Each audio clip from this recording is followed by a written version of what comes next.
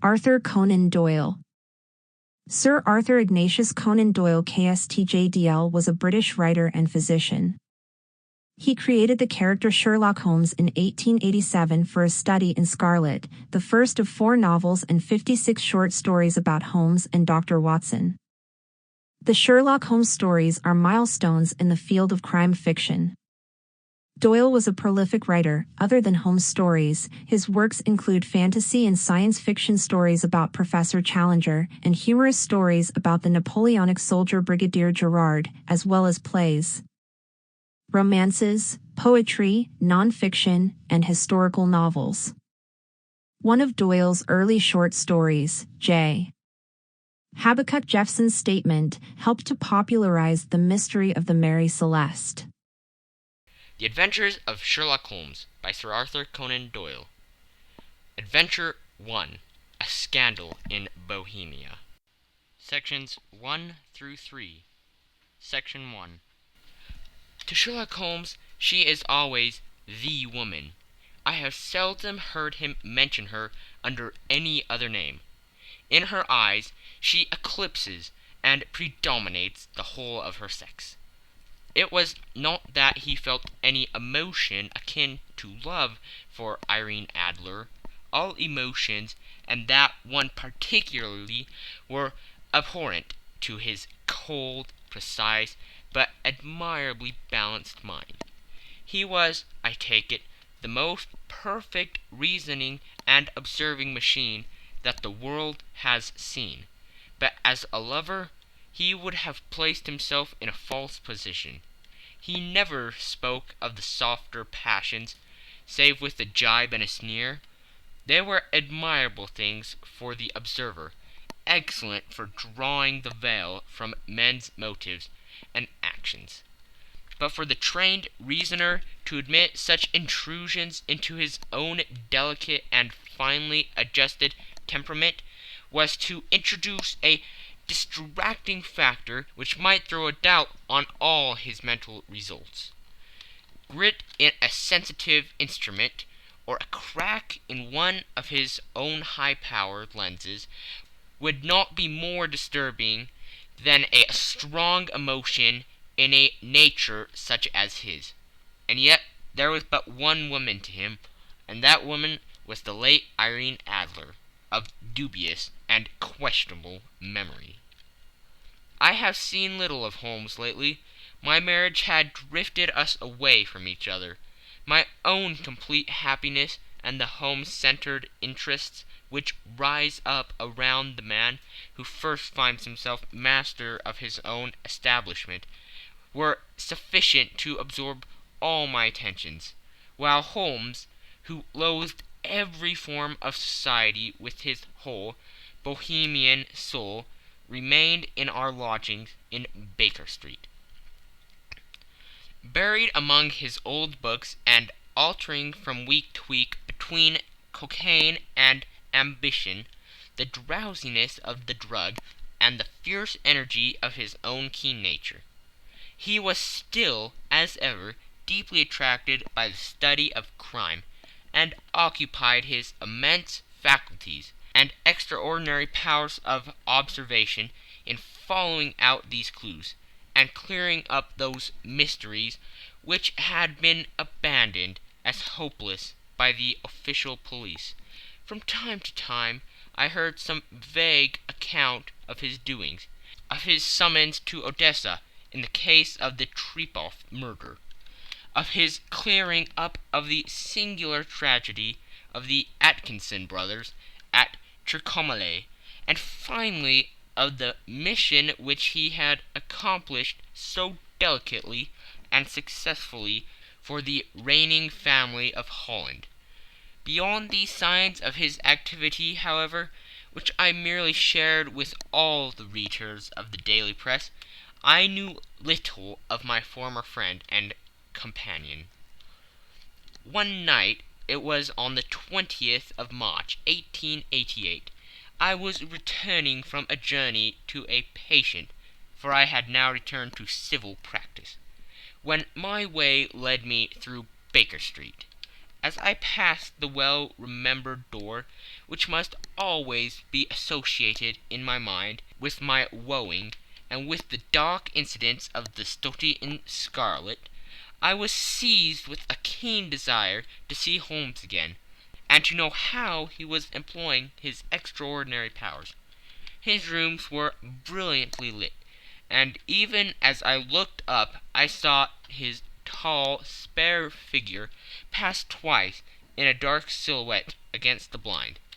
He was pacing the room swiftly, eagerly, with his head sunk upon his chest and his hands clasped behind him.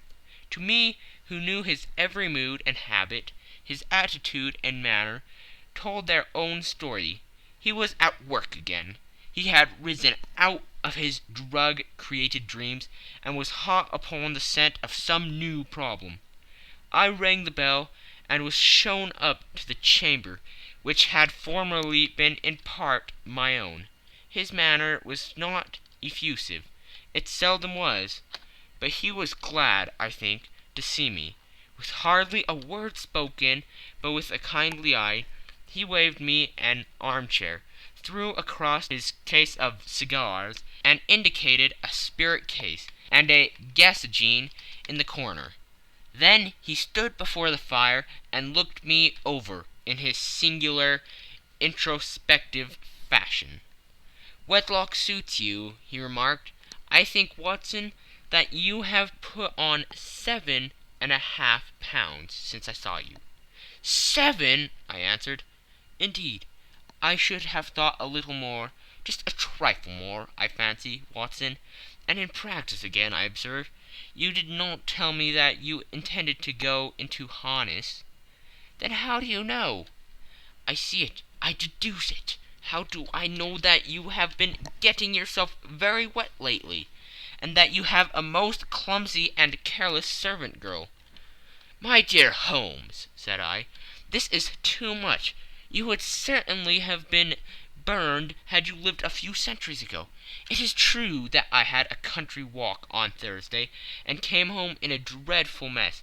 But as I have changed my clothes, I can't imagine how you deduce it. As to Mary Jane, she is incorrigible, and my wife has given her notice. But there again I fail to see how you work it out." He chuckled to himself, and rubbed his long, nervous hands together. "It is simplicity itself," said he. "My eyes tell me that on the inside of your left shoe, just where the firelight strikes it, the leather is scourged by 6 almost parallel cuts. Obviously they have been caused by someone who has very carelessly scraped around the edges of the soles in order to remove crusted mud from it. Hence you see my double deduction, that you have been out in vile weather, and that you have a particularly malignant, boot-slitting specimen of the London Slave. As to your practice, if a gentleman walks into my room smelling of iodine, with a black mark of nitrate of silver upon his right forefinger, and a budge on the right side of his top hat, to show where he has secreted his stethoscope, I must be dull indeed if I did not pronounce him to be an active member of the medical profession." I could not help laughing at the ease with which he examined his process of deduction. "When I hear you give your reasons," I remarked, "the thing always appears to me to be so ridiculously simple that I could easily do it myself, though at each successive instance of your reasoning I am baffled until you explain your process. And yet I believe that my eyes are as good as yours." "Quite so," he answered, lighting a cigarette, and throwing himself down into an armchair. "You see, but you do not observe. The distinction is clear. For example, you have frequently seen the steps which lead up from the hall to this room?" "Frequently." "How often?" "Well, some hundreds of times." "Then how many are there?" "How many? I don't know." "Quite so. You have not observed. and yet you have seen. That is just my point. Now I know that there are 17 steps, because I have both seen and observed. By the way, since you are interested in these little problems, and since you have been good enough to chronicle one or two of my trifling experiences, you may be interested in this. He threw over a sheet of thick, pink-tinted notepaper, which had been lying upon the table.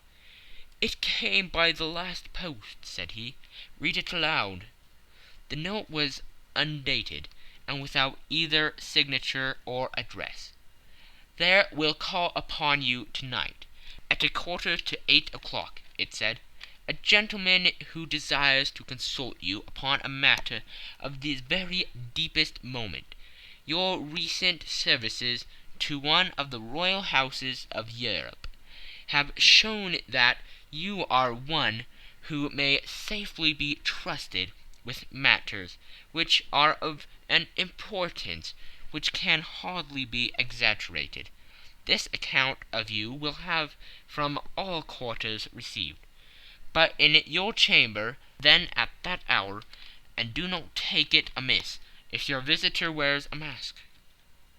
"This is indeed a mystery," I remarked. "What do you imagine that it means?" "I have no data yet. It is a capital mistake to theorize before one has data. Insensibly one begins to twist facts to suit theories, instead of theories to suit facts. But the note itself, what do you deduce from it?" "I certainly examined the writing, and the paper upon which it was written." "The man who wrote it was presumably well-to-do," I remarked, endeavoring to imitate my companion's process. "Such paper could not be bought under half a crown a packet. It is peculiarly strong and stiff." "Peculiar, that is the very word," said Holmes. "It is not an English paper at all. Hold it up to the light." I did so, and saw a large E with a small g, a P and a large G with a small t woven into the texture of the paper. "What do you make of that?" asked Holmes. "The name of the maker, no doubt, or his monogram, rather." "Not at all. The G with the small t stands for Gesellschaft, which is German for company. It is a customary contraction like our CO. P, of course, stands for paper. Now for the EG. Let us glance at our continual gazetteer." He took down a heavy brown volume from his shelves. Eglots. Here we are. Egeria.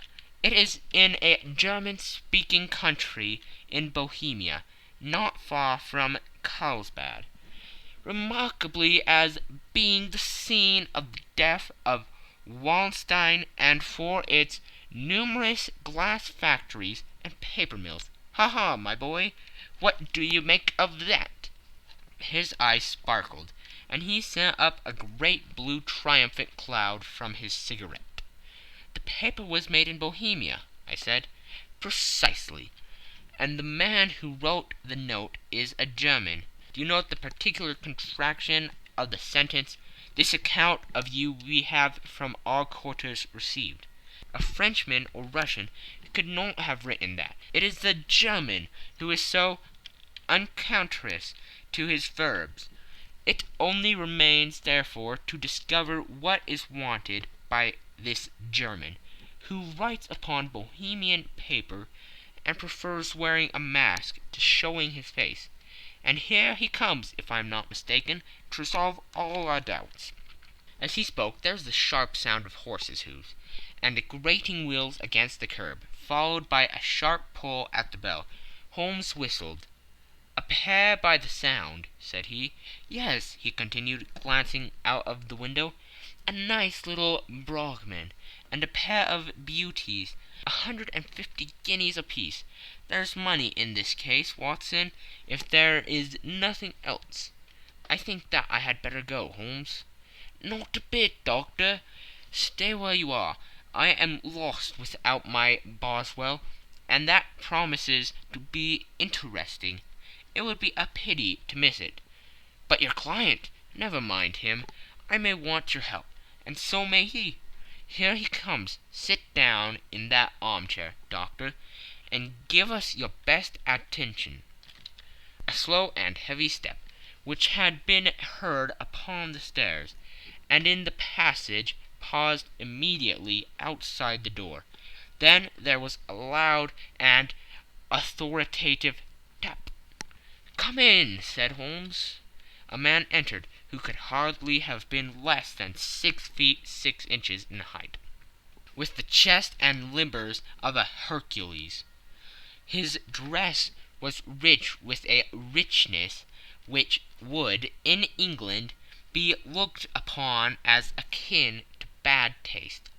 Heavy bands of astrakhan were slashed across the sleeves and fronts of his double-breasted coat, while the deep blue coat, which was thrown over his shoulders, was lined with flame-colored silk and secured at the neck with a brooch, which consisted of a single flaming beryl. Boots, which extended halfway up his calves, and which were trimmed at the tops with rich brown fur, completed the impression of barbaric opulence, which was suggested by the whole appearance.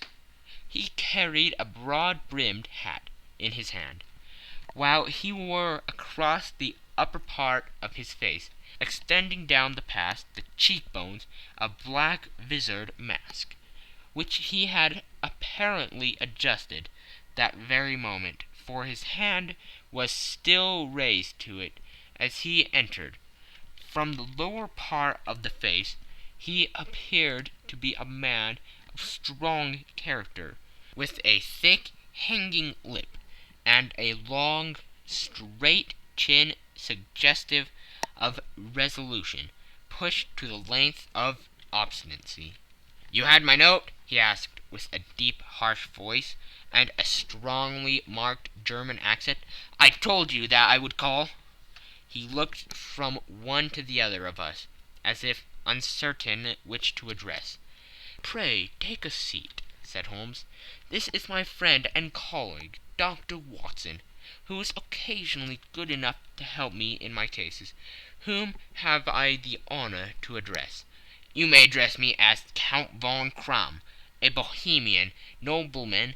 I understand that this gentleman, your friend, is a man of honor and discretion, whom I may trust with a matter of the most extreme importance. If not, I should much prefer to communicate with you alone." I rose to go, but Holmes caught me by the wrist and pushed me back into my chair. "It is both or none," said he. "You may see before this gentleman anything which you may say to me." The Count shrugged his broad shoulders. "Then I must begin," said he, "by binding you both to absolute secrecy for 2 years. At the end of that time the matter will be of no importance.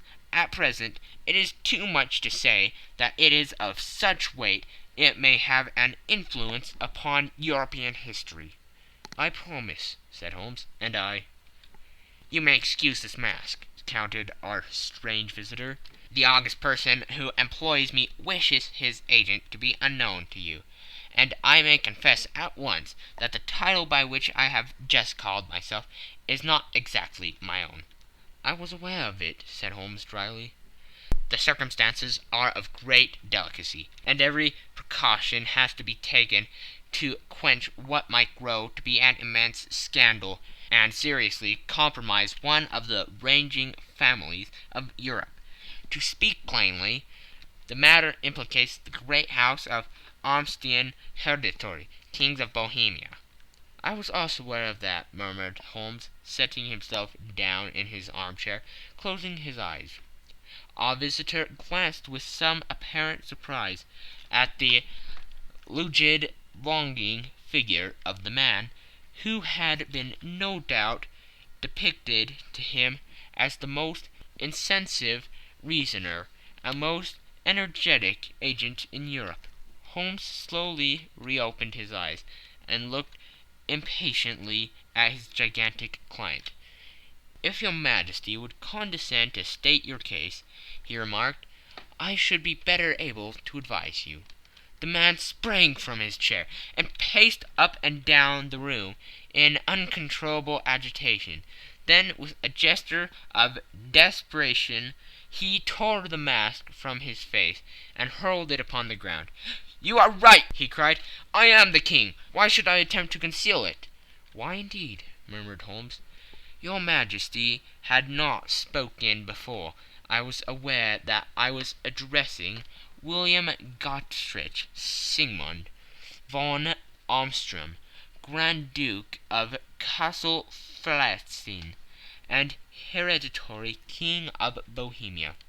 "But you can understand," said our strange visitor, sitting down once more and passing his hand over his high white forehead, "you can understand that I am not accustomed to doing such business in my own person, that I could not confide it to an agent without putting myself in his power.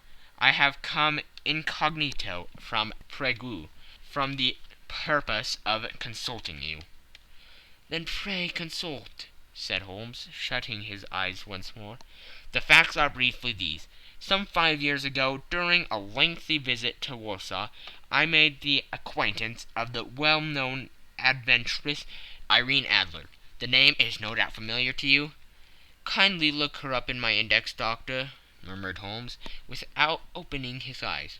For many years he had adopted a system of docking all paragraphs concerning men and things, so that it was difficult to name a subject or a person on which he could not at once furnish information. In this case I found her biography sandwiched in between that of Hebrew rabbi and that of staff commander, who had written a monograph upon the deep-sea fishes. "Let me see," said Holmes. Born in New Jersey in the year 1858. Contrito. La Scala. Prima donna Imperial Opera of Warsaw. Yes! Retired from the operatic stage. Ha! Living in London. Quite so, Your Majesty. As I understand, become entangled with this young person, wrote her some compromising letters, and is now desirous of getting these letters back." "Precisely so. But how?" "Was there a secret marriage?" "None." "No legal papers or certificates?" "None." "Then I failed to follow Your Majesty.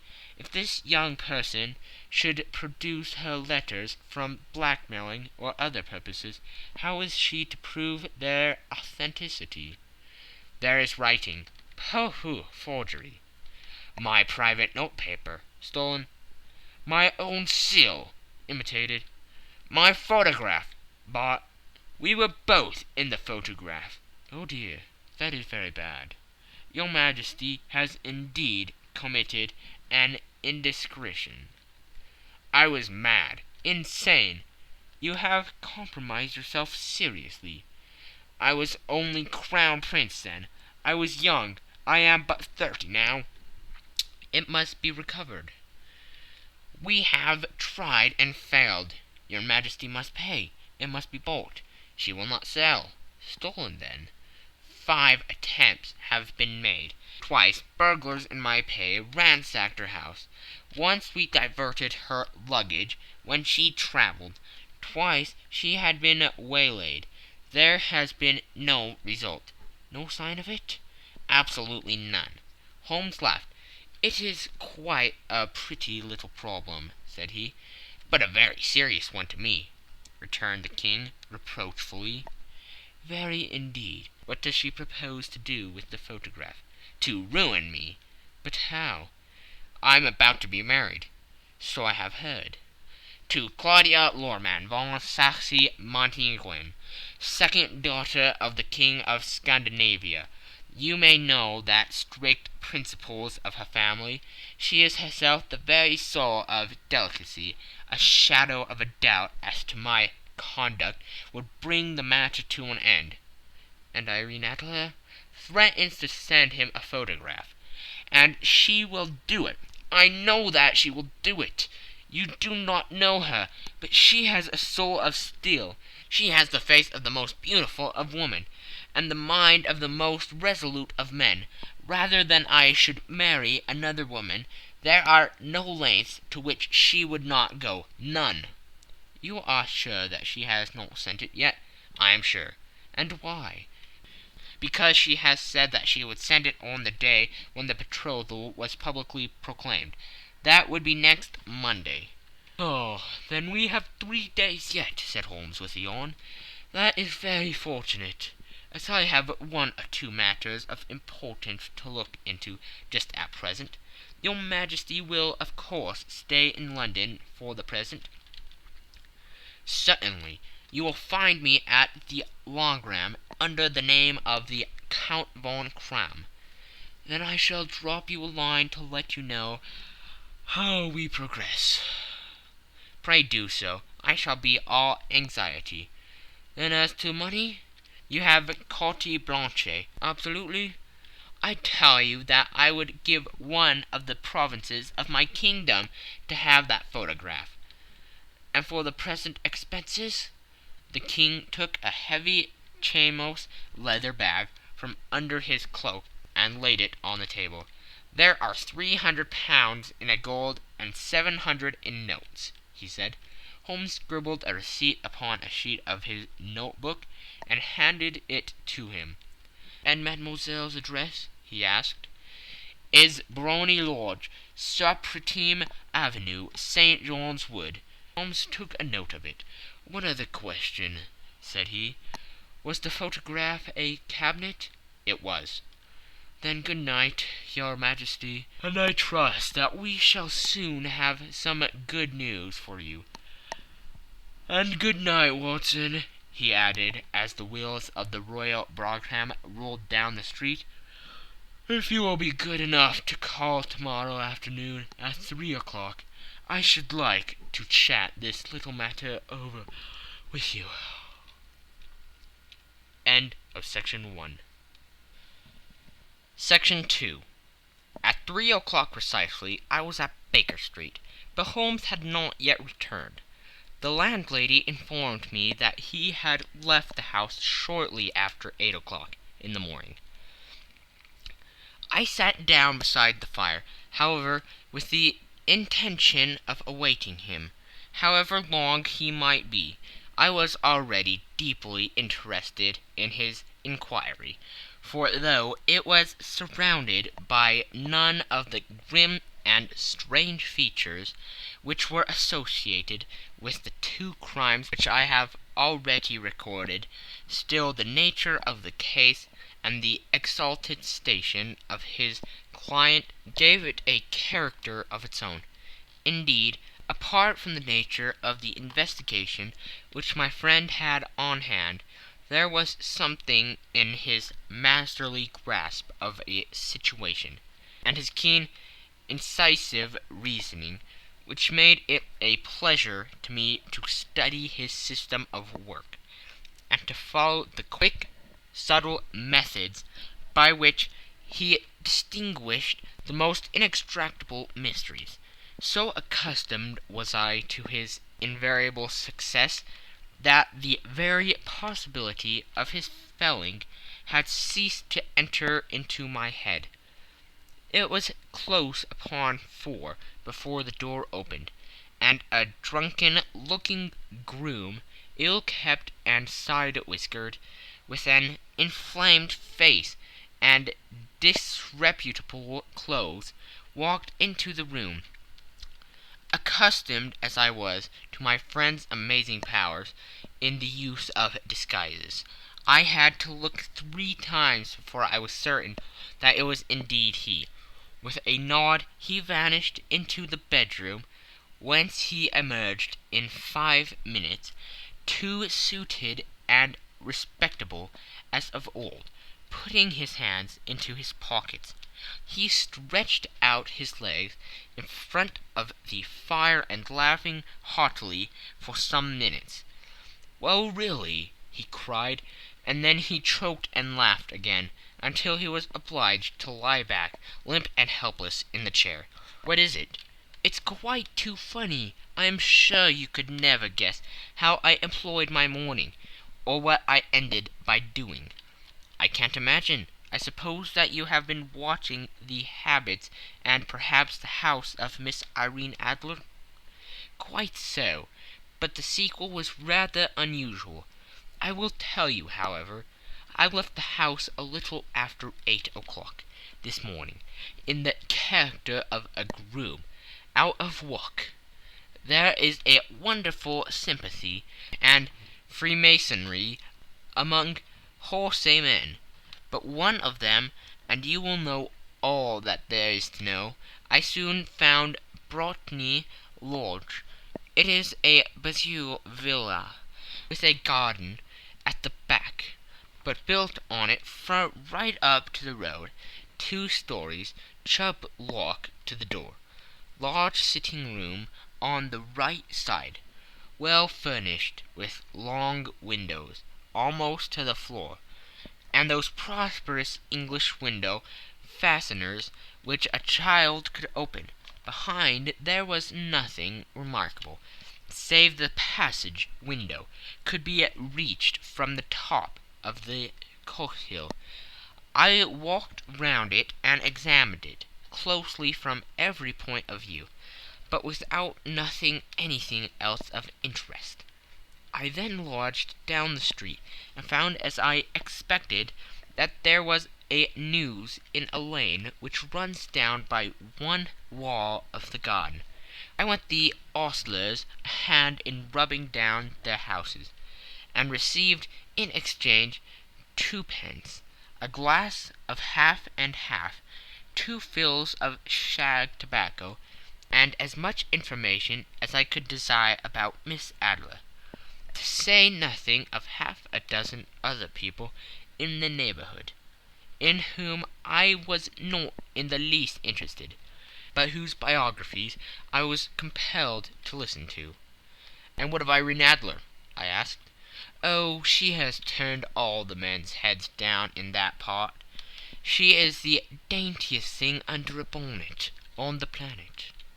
So say the Serpentine News to a man.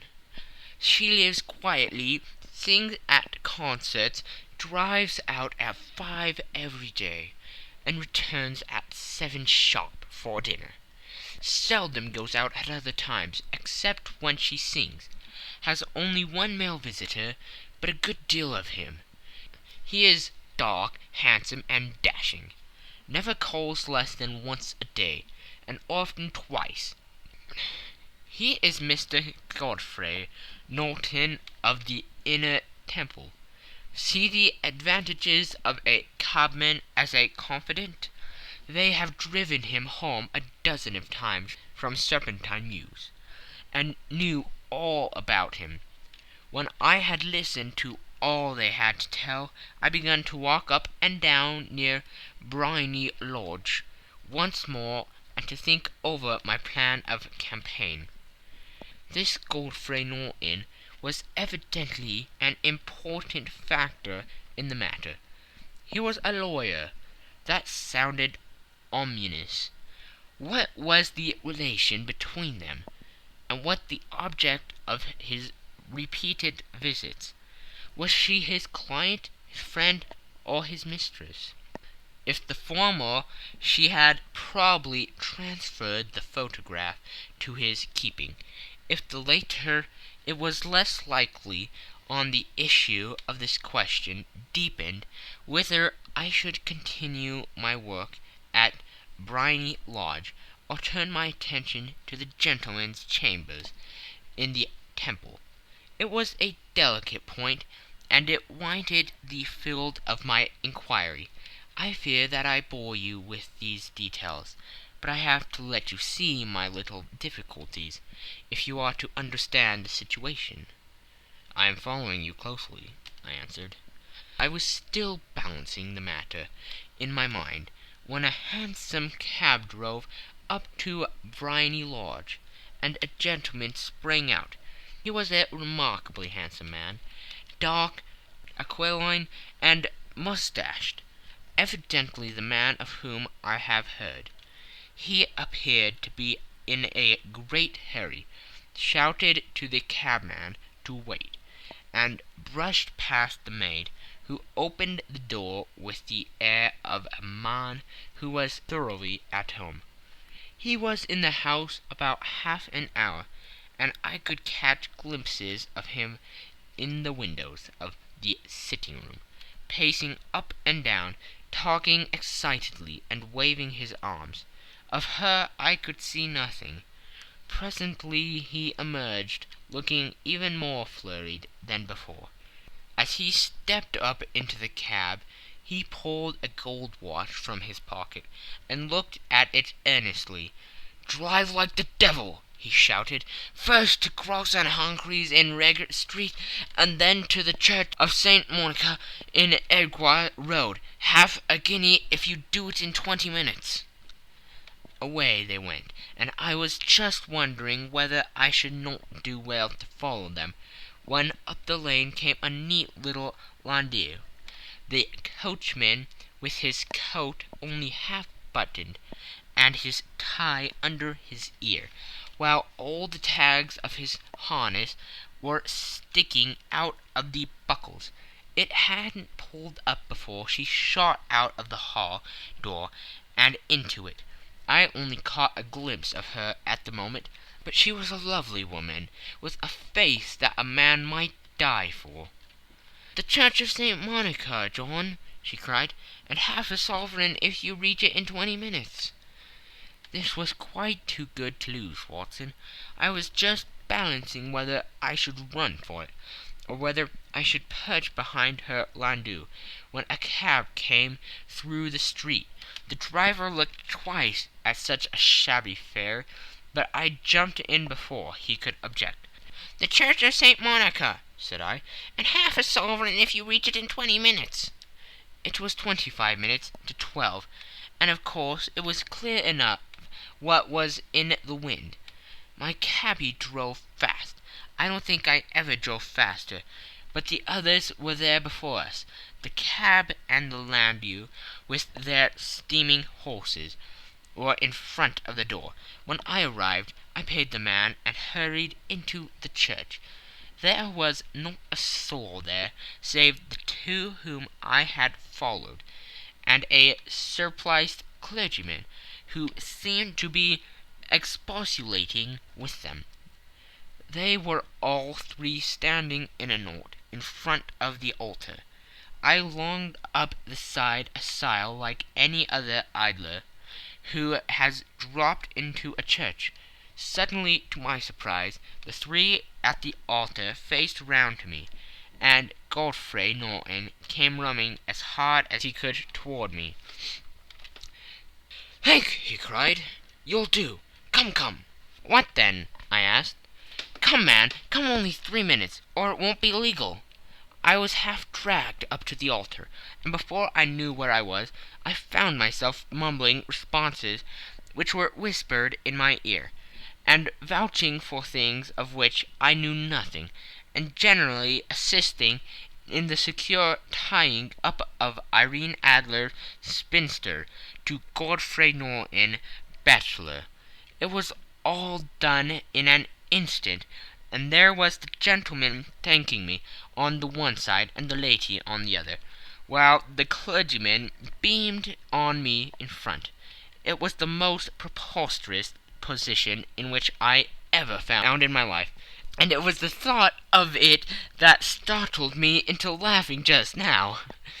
It seems that there had been some informality about their license, that the clergyman absolutely refused to marry them without a witness of some sort, and that my lucky appearance saved the bridegroom from having to sally out into the street in search of a best man. The bride gave me a sovereign, and I mean to wear it on my watch chain in memory of the occasion. "That is a very unexpected turn of affairs," said I. "And what then?" Well, I found my plans very seriously menaced. It looked as if the pair might take an immediate departure, and so necessity very prompt and energetic measures on my part. At the church door, however, they separated, he driving back to the temple, and she to her own house. "I shall drive out into the park at 5 as usual," she said, as she left him. I heard no more. They drove away in different directions, and I went off to make my own arrangements. "Which are some cold beef and a glass of beer," he answered, ringing the bell. "I have been too busy to think of food, and I am likely to be bustier still this evening.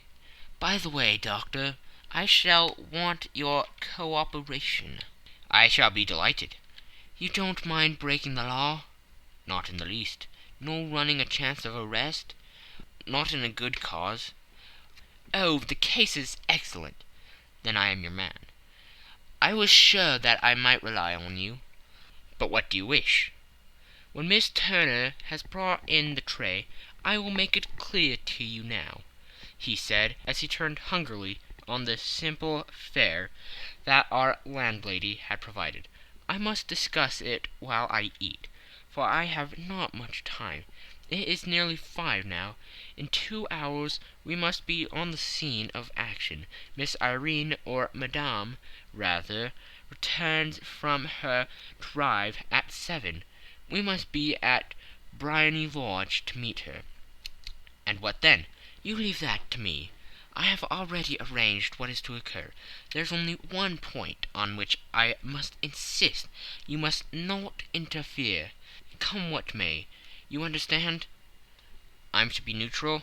"To do nothing whatever.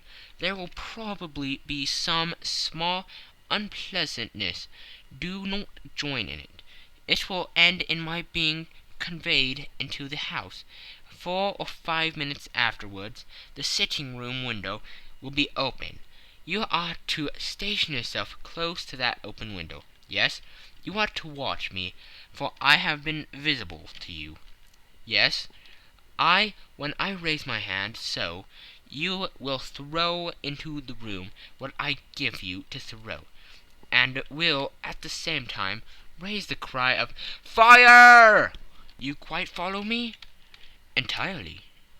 "It is nothing more formidable," he said, taking a long cigar-shaped roll from his pocket.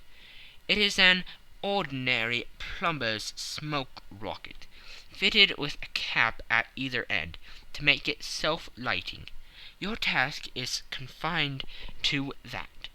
When you raise your cry of 'Fire!' it will be taken up by quite a number of people.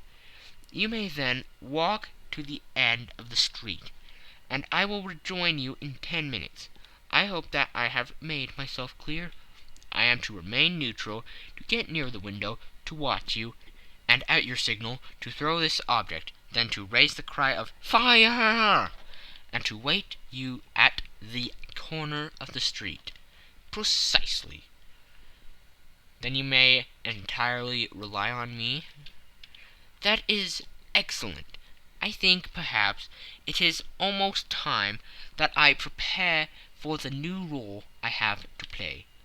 He disappeared into his bedroom, and returned in a few minutes, in the character of an amiable and simple-minded nonconformist clergyman. His broad black hat, his baggy trousers, his white tie, his sympathetic smile, and general look of peering and benevolent curiosity were such as Mr. John Hare alone could have equalled. It is not merely that Holmes changed his costume. His expression, his manner, his very soul seemed to vary every fresh part that he assumed. The stage lost a fine actor, even as science lost an acute reasoner when he became a specialist in crime. It was 6:15 when we left Baker Street, and it still wanted 10 minutes to the hour. when we found ourselves in Serpentine Avenue. It was already dusk, and the lamps were just being lighted as we paced up and down in front of Briony Lodge, waiting for the coming of its occupant. The house was just such as I had pictured it from Sherlock Holmes's succinct description, but the locale appeared to be less private than I expected. On the contrary, for a small street in a quiet neighborhood, it was remarkably animated. There was a group of shabbily dressed men smoking and laughing in a corner. A scissors grinder with his wheel, two guardsmen who were flirting with a nurse girl, and several well-dressed young men who were laughing up and down with cigars in their mouths. "You see," remarked Holmes, as we passed to and fro in front of the house, "this marriage rather simplifies matters. The photograph becomes a double-edged weapon now. The chances are that she would be as averse to its being seen by Mr. Godfrey Norton as our client is to coming to the eyes of his princess. Now the question is, where are we to find the photograph?" "Where indeed? It is most unlikely that she carries it about with her. It is cabinet-size, too large for easy concealment about a woman's dress. She knows that the king is capable of having her waylaid and searched. 2 attempts of the sort have already been made. We may take it, then, that she does not carry it about with her." "Where, then?" "Her banker or her lawyer. There is that double possibility, but I am inclined to think neither. Women are naturally secretive, and they like to do their own secreting. Why should she have it over to anyone else? She could trust her own guardsmanship, but she could not tell what indirect or political influence might be brought to bear upon a businessman. Besides, remember that she had resolved to use it within a few days. It must be where she can lay her hands upon it. It must be in her own house." "But it has twice been burgled." "Pshaw! They did not know how to look." "But how will you look?" "I will not look." "What then?" "I will get her to show me." "But she will refuse." "She will not be able to. But I hear the rumble of wheels. It is her carriage. Now carry out my orders to the letter." As he spoke, the gleam of the side-lights of a carriage came round the curve of the avenue. It was a smart little landau, which rattled up to the door of Briony Lodge. As it pulled up, one of the loafing men at that corner dashed forward to open the door, in the hope of earning a copper, but was elbowed away by another loafer, who had rushed up with the same intention. A fierce quarrel broke out, which was increased by the 2 guardsmen, who took sides with one of the longers, and by the scissors grinder, who was equally hot upon the other side. A blow was struck, and in an instant the lady, who had stepped from her carriage, was the centre of a little knot of flourish and struggling men, who struck savagely at each other with their fists and sticks. Holmes dashed into the crowd to protect the lady, but just as he reached her he gave a cry and dropped to the ground, with the blood running freely down his face. At his fall the guardsmen took their heels in one direction, and the longers in the other, while a number of better dressed people, who had watched the suffice without taking part in it, crowded in to help the lady and to attend to the injured man.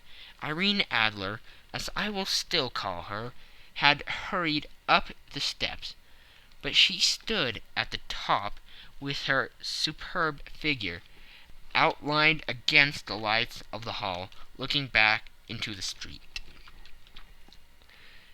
"Is the poor gentleman much hurt?" she asked. "He is dead!" cried several voices. "No, no, there's life in him!" shouted another. "But he'll be gone before you can get him to hospital." "He's a brave fellow," said a woman. "They would have got the lady's purse and watch if it hadn't been for him. They were a gang, and a rough one too. Ah, he's breathing now." "He can't lie here in the streets. May we bring him in, marm?" "Surely bring him into the sitting-room. There's a comfortable sofa. This way, please." Slowly and solemnly he was borne into the Brimery Lodge, and laid into the principal room, while I still observed the proceedings from my post by the window. The lamps had been lit, but the blinds had been drawn so that I could see Holmes as he lay upon the couch. I do not know whether he was seized with compunction at that moment for the part he was playing, but I know that I never felt more heartily ashamed of myself in my life than when I saw the beautiful creature against whom I was conspiring, or the grace and kindliness with which she waited upon the injured man. And yet it would be the blackest treachery to Holmes to draw back now from the part which he had entrusted to me. I hardened my heart, and took the smoke rocket from under my ulster. After all, I thought, we are not injuring her. We are but preventing her from injuring another. Holmes had sat up upon the couch, and I saw him mention like a man who's in need of air. A maid rushed across the threshold, opened the window. At the same instant I saw him raise his hand, and at the signal I tossed my rocket into the room, with a cry of "Fire!" The word was no sooner out of my mouth than the whole crowd of spectators, well dressed and ill, gentlemen, ulsters, and servant-maids, joined in the general shriek of "Fire!" Thick clouds of smoke curled through the room and out those open windows.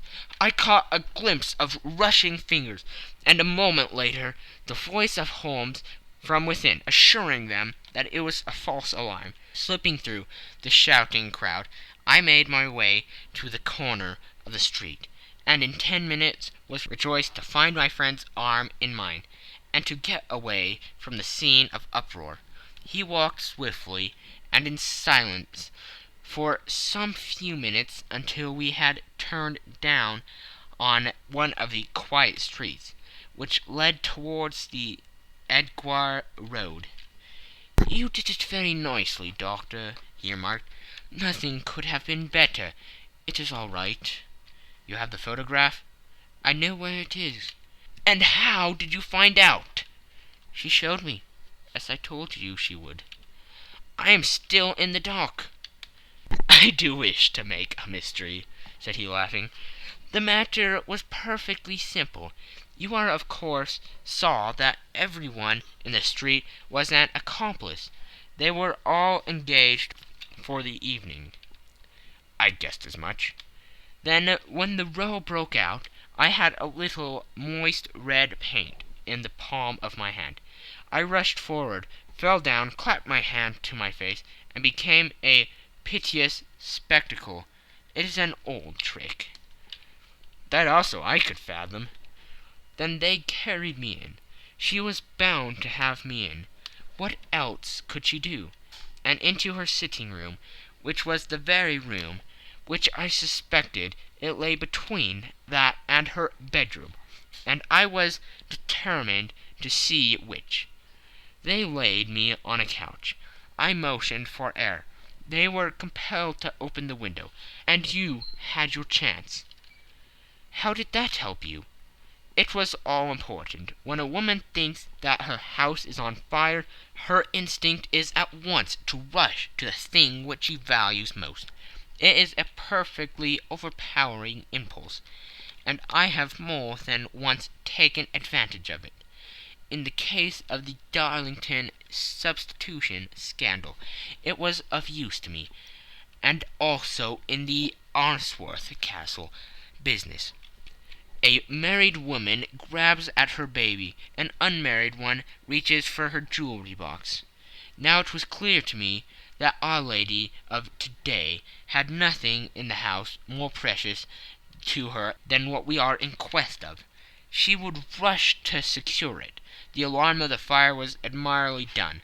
The smoke and shouting were enough to shake nerves of steel. She responded beautifully. The photograph is in a recuse behind a sliding panel, just above the right bell pull. She was there in an instant, and I caught a glimpse of it as she half drew it out.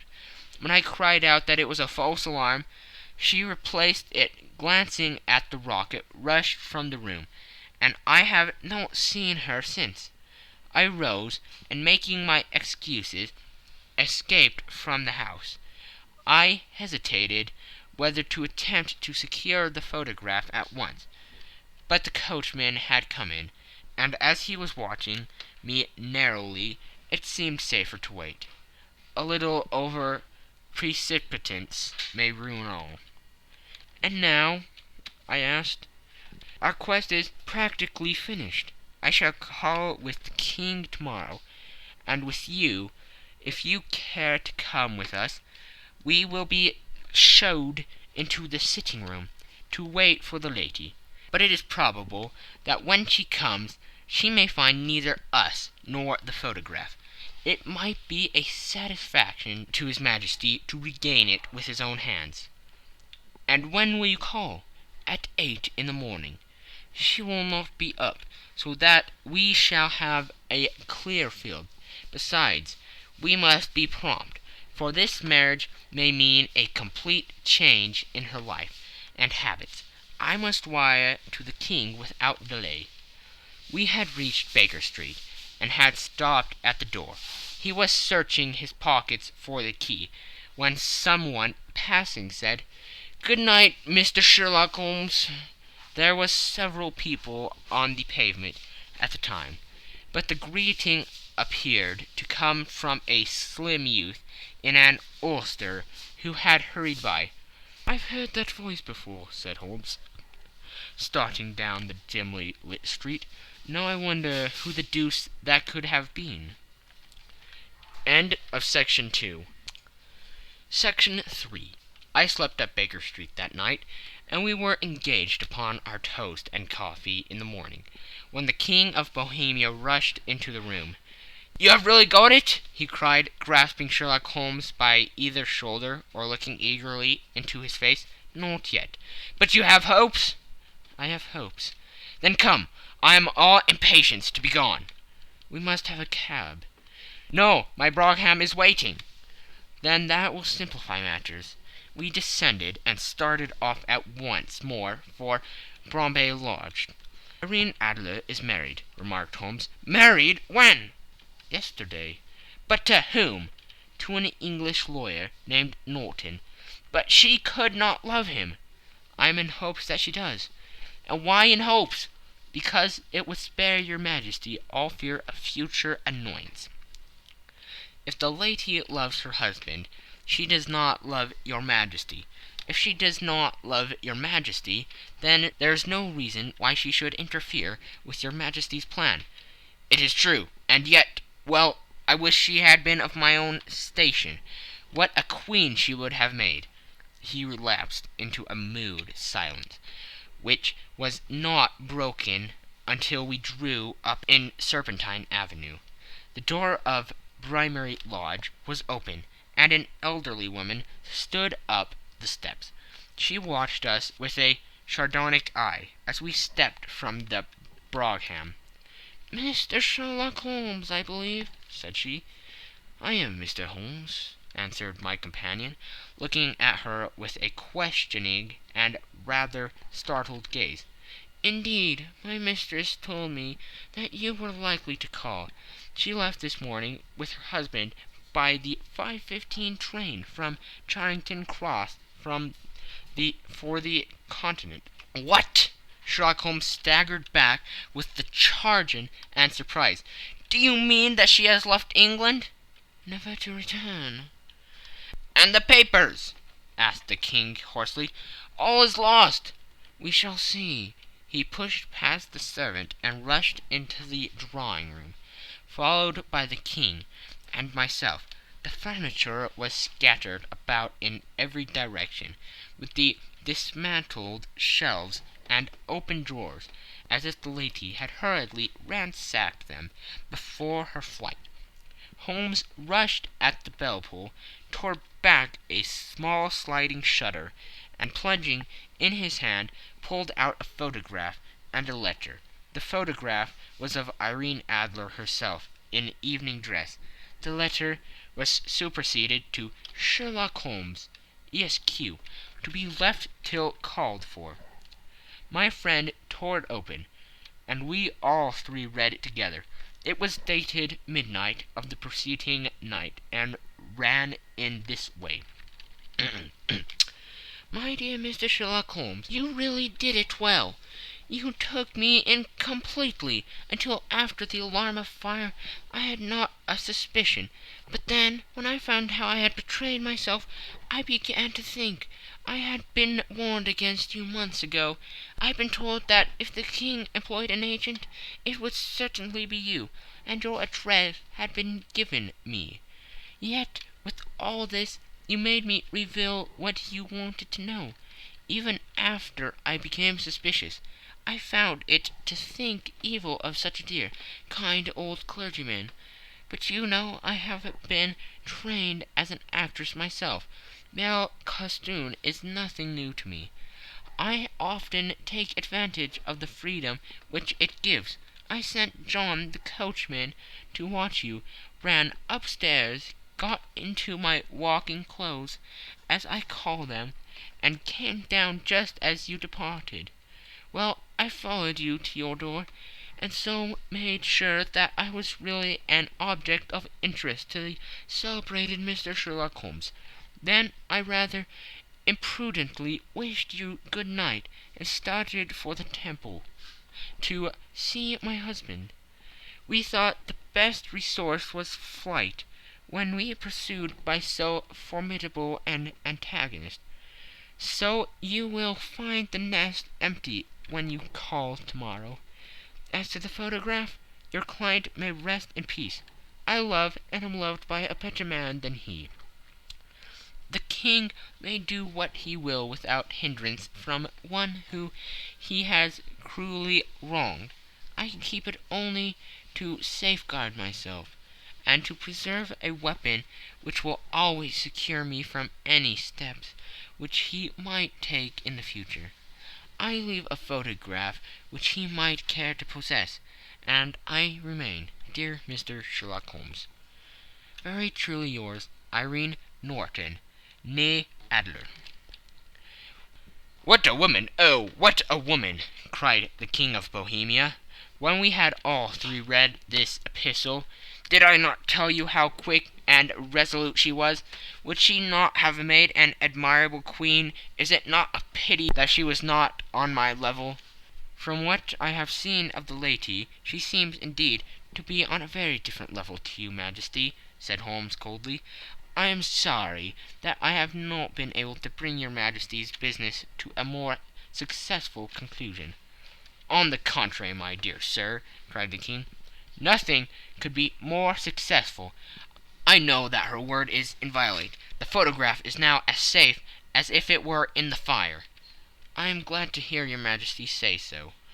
"I am immensely indebted to you. Pray tell me in what way I can reward you. This ring—" He slipped an emerald snake ring from his finger and held it out upon the palm of his hand.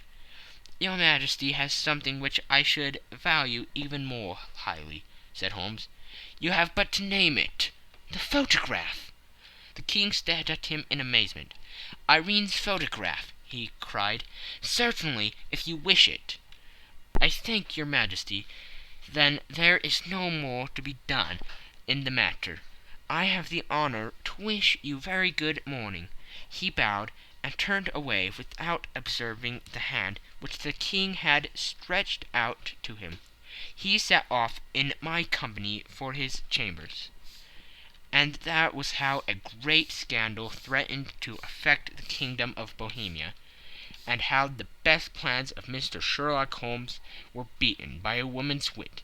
He used to make merry over the cleverness of women, but I have not heard him do it of late. And when he speaks of Irene Adler, or when he refers to her photograph, it is always under the honorable title of "the woman." End of section 3. End of the scandal in Bohemia.